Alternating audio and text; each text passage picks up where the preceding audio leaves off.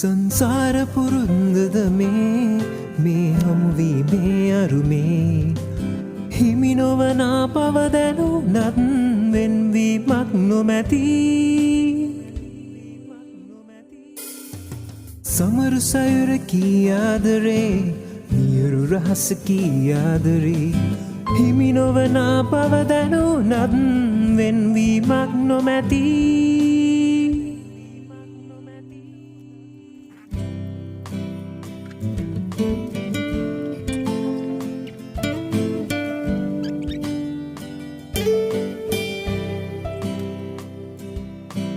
තුන්හිතකින්වත් නොසීතු එක බැල්මෙන් පැතූ